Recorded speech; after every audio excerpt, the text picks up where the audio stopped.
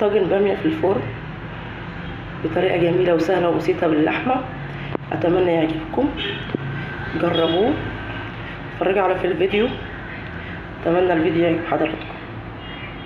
النهاردة أعمل لكم طاجن بامية جميل هيعجبكم إن شاء الله.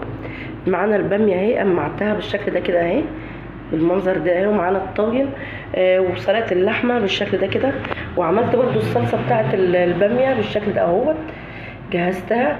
طبعا هيبقى عندنا شوربة كده. البامية هنحطها نحط اللحمة في الطاجن الأول، وبعد كده البامية، وهنشوف هنعمل ايه. قمعت البامية بالشكل ده كده اهي زي ما انتوا شايفين، وادي الطاجن. هنحط بقى اللحمة ونرصها بسم الله بالشكل ده كده. طاجن بامية ان شاء الله يبقى حكاية وجميل بالشكل ده كده زي ما حضراتكم شايفين كده. هننزل بالبامية بقى عليها كده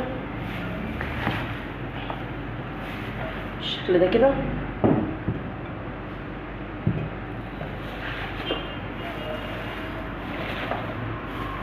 بالشكل اللي انتوا شايفينه اهي.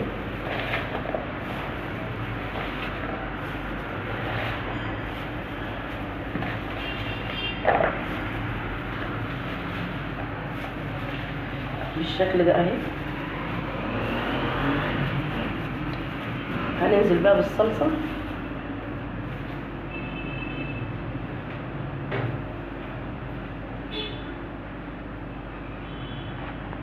هنزل بالصلصة على البامية بسم الله بالشكل ده كده.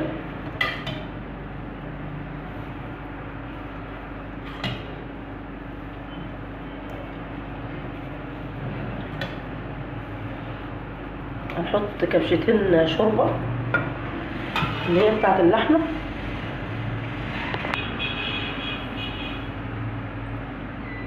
بسم الله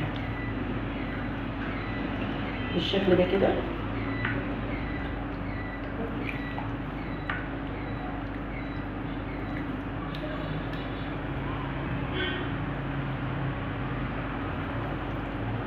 هندخل الطاجن بقى الفرن.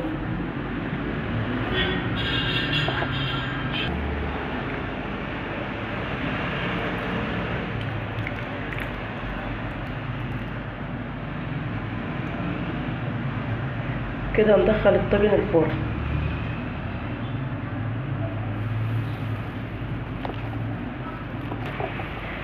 هدخل الطاجن البامية الفرن بقى، وهطلعه بعد ما يستوي ان شاء الله هوريه لكم.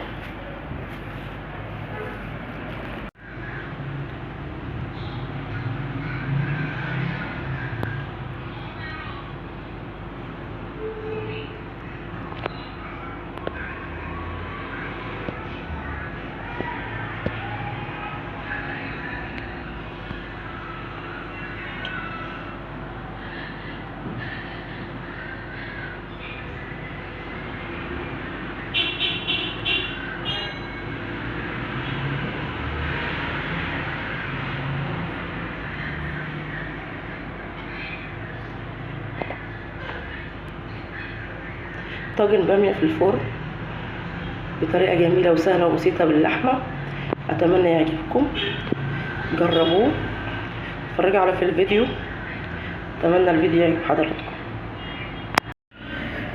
طاجن البامية طلع من الفرن ما شاء الله، بسم الله ما شاء الله اهو. شايفين الجبال والحلاوة.